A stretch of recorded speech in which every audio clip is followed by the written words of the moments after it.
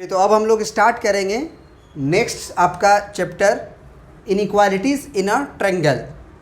इसके पहले हम लोगों ने क्या क्या कंप्लीट कर लिया, टोटल कॉन्सेप्ट और साथ में साथ क्वेश्चन के साथ एनसीईआरटीज़ बुक के प्रीवियस चैप्टर्स और आर.एस. अग्रवाल बुक के प्रीवियस चैप्टर्स।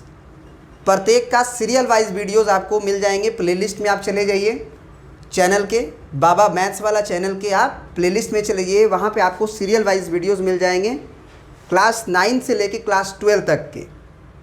ठीक है, क्लास 9 से लेके क्लास 12 तक के सीरियल वाइज वीडियोस मिल जाएंगे। एनसीईआरटी बुक और आर.एस. अग्रवाल बुक का प्रत्येक चैप्टर का सीरियल वाइज विथ कॉन्सेप्ट और विथ क्वेश्चन 1 बाय 1। ठीक है, और वो भी सेपरेट प्लेलिस्ट, एनसीईआरटी के अलग और आर.एस. अग्रवाल के अलग। अभी जो हम लोग पढ़ने जा रहे हैं इनइक्वालिटीज़ इन अ ट्रायंगल, ये जो चैप्टर है ना, आप ये कह सकते हो कि क्लास 9 का सबसे टफ चैप्टर माना जाता है। ठीक है, लेकिन आप देखोगे कि इसका हम हवा कैसे गुम करते हैं। मतलब ये चैप्टर आपसे डरने लगेगा, आप ये कहोगे कि ये चैप्टर आपसे दूर भागने लगेगा, कहेगा कि नहीं आपसे पाला पड़ गया है और आपसे पाला पड़ गया तो ये बन जाएंगे क्वेश्चन। तो आप हमारी बात को ज़रा ध्यान से समझने का कोशिश कीजिएगा, हर एक बात को, क्योंकि हर एक बात में हर एक मतलब चीज़ में कॉन्सेप्ट छुपा होगा जो कि आगे वाले क्वेश्चन में यूज हो जाएंगे। ठीक है, तो ये जो आपकी इनइक्वालिटीज़ देख रहे हैं, सबसे पहले हम इंट्रोडक्शन से शुरू करेंगे, एकदम शुरू से इंट्रोडक्शन। और इंट्रोडक्शन में हम बताएंगे कि सबसे पहले इनइक्वालिटीज़ का मतलब क्या होता है, फिर उसके बाद हम इनर ट्रायंगल जाएंगे। जैसे अभी तक मान लीजिए हम 4 को और 4 को देखते आ रहे हैं, मान के चलो, तो 4 बराबर 4 होता है, 5 को हम बराबर देखते आ रहे हैं। लेकिन अगर कोई नंबर एक 4 हो जाए और एक नंबर 3 हो जाए, तब इसके बीच में क्या रिलेशन होगा? सब जानता है कि ये बराबर नहीं होंगे, एक नंबर छोटा होगा एक नंबर बड़ा होगा। उसी तरह से 10 हो गया मान के चलिए और 15 हो गया, इसके बीच में एक रिलेशन होगा। तो यहाँ पे जो रिलेशन होता है ना, इसी रिलेशन को हम लोग इनइक्वालिटी कहते हैं। 4 विल बी ग्रेटर देन, इसको क्या पढ़ते हैं, ग्रेटर देन 3। याद रखिएगा, ये जो होता है ना, इसको समझ लीजिएगा कि किधर बड़ा रहता है। बच्चों को कन्फ्यूज़न होता है कि किधर बड़ा होता है किधर छोटा होता है सर। तो बाबू आप ये याद रख लो कि जिधर मुंह खुला हुआ है उधर बड़ा रहता है और जिधर मुंह दबा होता है उधर छोटा होता है। तो ये याद रखना, इन फ्यूचर थोड़ा सा कन्फ्यूज़न होता है क्योंकि अभी शुरुआती पीरियड है आपका। जैसे आप 11th-12th में चले जाओगे तो इसका बड़ी यूज है इनइक्वालिटीज़ का। ठीक है, तो अभी बेसिकली आप ऐसे याद रख लो इसे, वैसे बाद में याद हो जाता है। ऐसे याद रख लो कि ये शेर का मुख है, शेर का मुख है और शेर मुंह बाके खड़ा है। अब बताओ, शेर छोटी चीज़ को खाना चाहता है कि बड़ी चीज़ को खाना चाहता है? सिंपल सी बात है। अगर उसके सामने हिरन भी है और उसके सामने चूहा भी है, तो बेचारा किधर मुंह बाके खड़ा रहेगा, चूहा की तरफ कि हिरन की तरफ? बताओ। मतलब ये हुआ कि जिधर मुंह बा के शेर खड़ा है, जिधर मुंह बा के शेर खड़ा है उधर बड़ा होगा। जैसे इधर बताओ, 15 की तरफ मुंह बा के खड़ा होगा, इधर 4 की तरफ, इधर बराबर होगा। ये तो समझ में आ रही है। तो यही चीज़ अब हम लोग को पढ़ना है इनइक्वालिटीज़। जैसे अब यहीं पे देखो, हम ये 5 सेंटीमीटर का लेंथ दिए ए बी का, और ये भी लाइन सेगमेंट जो है पी क्यू का लेंथ भी हम 5 ही सेंटीमीटर दिए, तो दोनों की लेंथ बराबर है, कॉन्ग्रुएंट है। उसी तरह से हम बोले कि ये साइड इसके बराबर है, ये वाली साइड इसके बराबर है और ये वाली साइड इसके बराबर है, तो हम लोग साइड को बराबर कर रहे हैं। साथ ही में हम एंगल को ले मान के चलो, तो इस एंगल को हम इस एंगल के बराबर कह रहे हैं। तो ये इससे अभी बराबर का बोध हो रहा है, समझ रहे हो, बराबर का बोध हो रहा है। लेकिन अभी हम अगर इसमें बोल दें इसके बारे में कि ये एक लेंथ ए बी है और ये एक लेंथ आपका पी क्यू है, इसमें क्या रिलेशन है, तो निश्चित रूप से आपको ए बी छोटी दिख रही होगी और पी क्यू बड़ी दिख रही होगी। तो यही जो रिलेशन होता है ना बड़ा छोटा का, उसी को हम लोग इनइक्वालिटीज़ कहते हैं।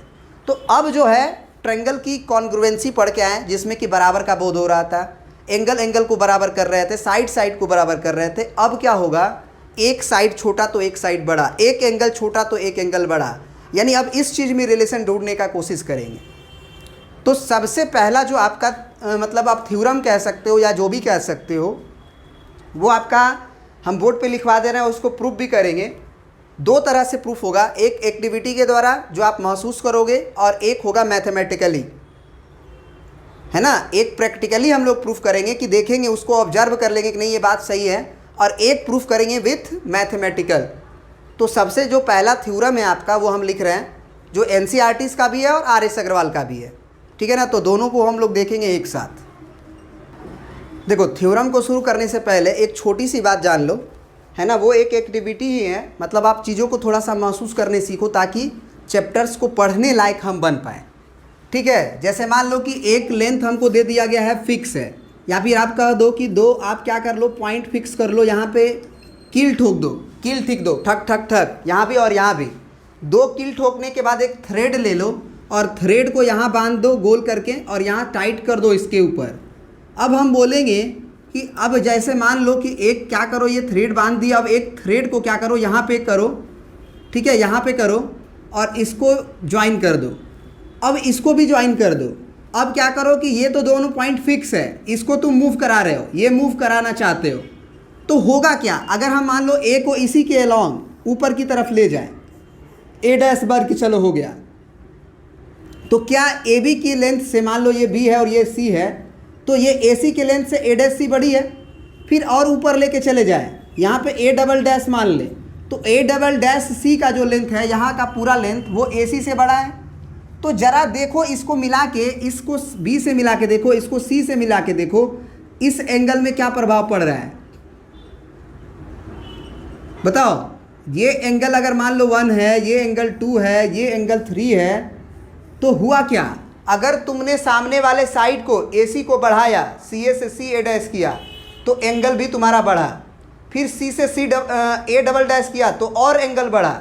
माने जिस तरह से सामने वाला साइड आप बढ़ा रहे हो, उसी तरह से सामने वाला एंगल भी बढ़ते चला जा रहा है।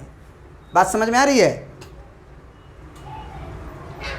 जैसे जैसे आप इस साइड को ऊपर की तरफ बढ़ाते जाओगे, ये वाली एंगल्स बढ़ती जाएंगी। जैसे जैसे आप ऊपर की तरफ बढ़ाते जाओगे, ये एंगल बढ़ती जाएगी। मतलब ये हुआ कि सामने का साइड जैसे जैसे बढ़ाओगे, सामने का एंगल भी, सामने का याद रखना, सामने का साइड बढ़ाए तो उसके सामने का एंगल भी बढ़ेगा। वैसे मेरा सीधा नहीं गया है, आप लोगों को ध्यान रखना है कि सीधा जाए। बात समझ गए। तो ये एक चीज़ हुआ। अब हम लोग एक थ्योरम को प्रूफ करते हैं विथ प्रैक्टिकल और विथ मैथमेटिकल, दोनों तरीक़ा से। थ्योरम नंबर आपका NCERT का वो है, हम लिख देते हैं वैसे, ठीक है। अब सुनिए, आपके ये थ्योरम है NCERT का, थ्योरम नंबर 7.6, और ये थ्योरम है आपका RS अग्रवाल का, है ना। एक्सरसाइज 9A का थ्योरम नंबर 1। दोनों को पढ़िए, दोनों सेम ही बात बोलता है। इन्होंने बोला कि इफ़ 2